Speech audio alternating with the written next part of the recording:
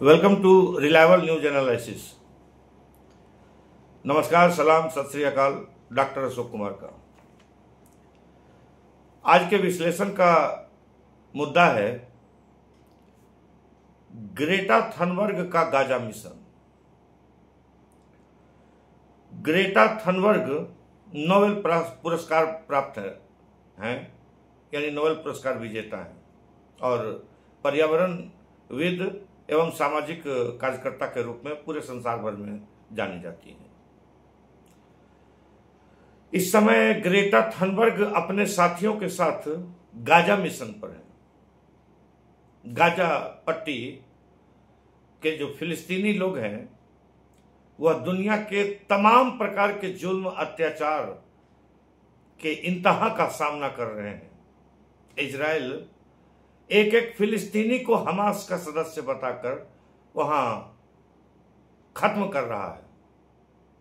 हर एक इंस्टीट्यूशन, हर एक school, hospital के ऊपर यह कहकर बमबारी की जा रही है कि यह हमास का कमांड सेंटर है या हमास का टेररिस्ट कैंप है।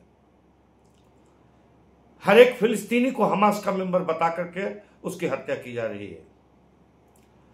क्रूरता और नृशंसता की जितनी भी परिभाषाएं आज तक इतिहास में है, सबों को इजराइल ने झूठा साबित कर दिया है गाजा के मामले में। और अब गाजा के भूखे नंगे लोगों, पीड़ित, प्यास से तड़प रहे लोगों के ऊपर रहम का एक प्रयास नोबेल पुरस्कार विजेता, पर्यावरणविद एवं मानवाधिकार कार्यकर्ता ग्रेटा थनबर्ग के द्वारा किया गया है। ग्रेटा थनबर्ग गाजा के लिए राहत मिशन पर है।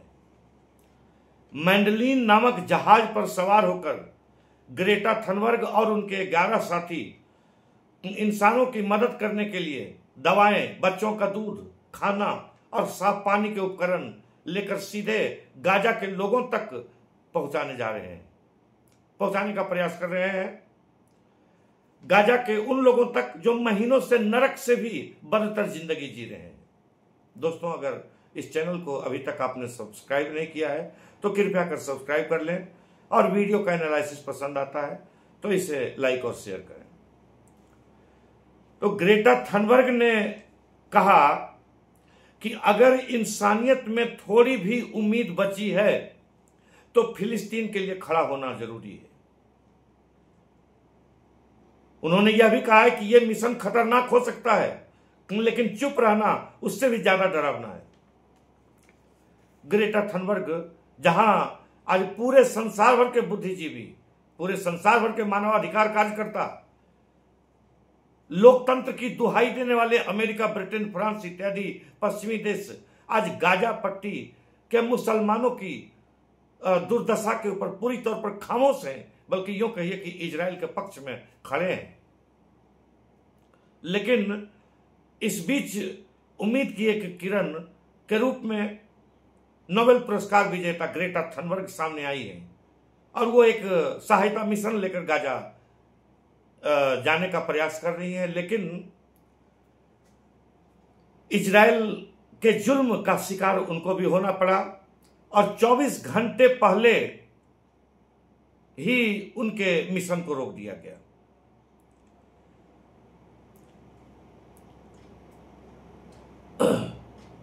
इजराइल ने पहले ग्रेटा थनबर्ग को गाजा नहीं आने की धमकी दी थी, लेकिन इसके बाद भी उनका शिप नहीं रुका।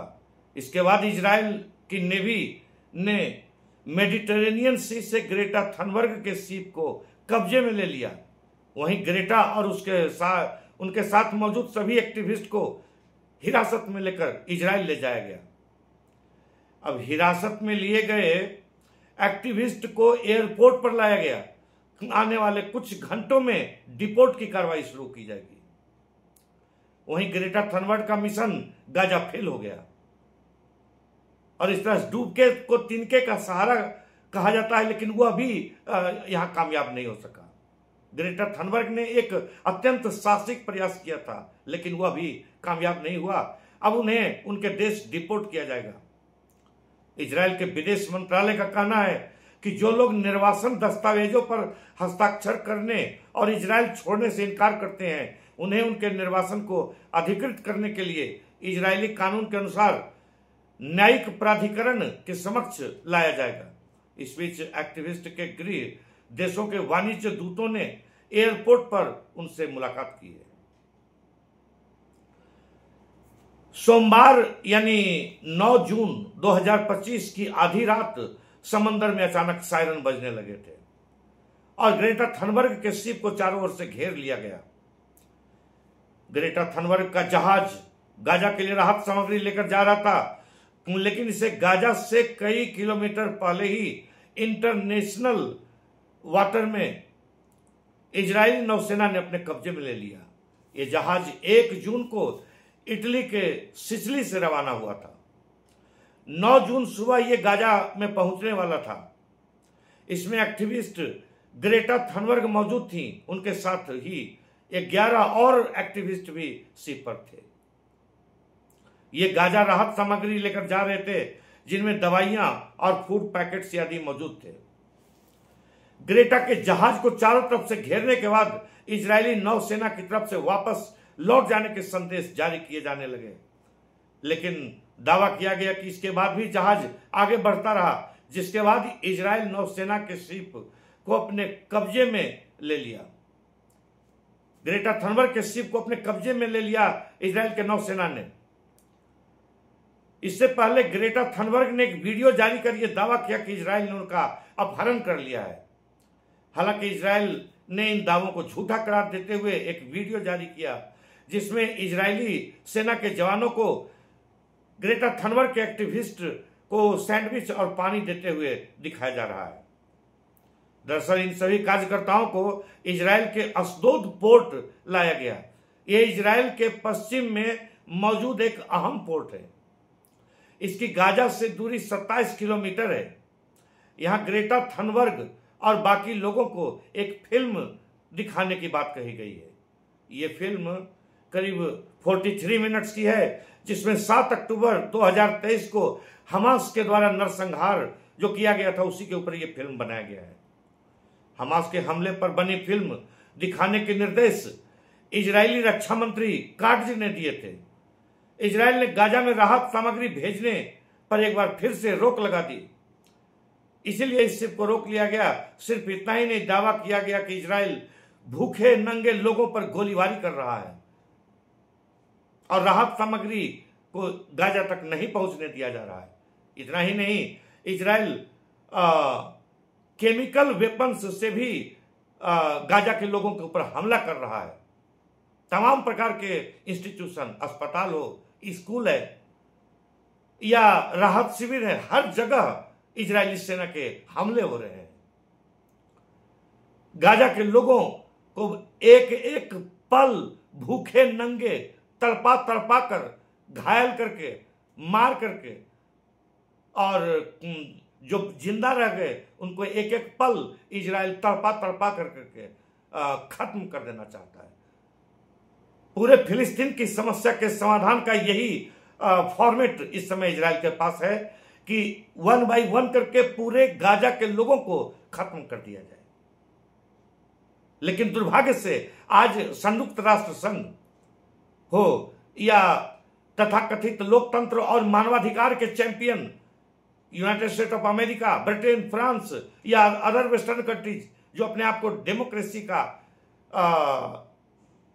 रक्षक और प्रचारक समझते हैं, जो मानवाधिकारों के चैंपियन अपने आप को कहते हैं, आज या तो वे चुप हैं इन सभी अमानवीय और क्रूरता तथा नृशंसता की घटनाओं के ऊपर, या वे इजरायल का यथासंभव सहायता कर रहे हैं। आज इजरायल जिस प्रकार की बर्बरता का परिचय गाजा में दे रहा है, निश्चित तौर पर वह अमेरिका के समर्थन और सहयोग आर्म्स एम्यूनिशंस के बिना संभव नहीं है। उम्मीद है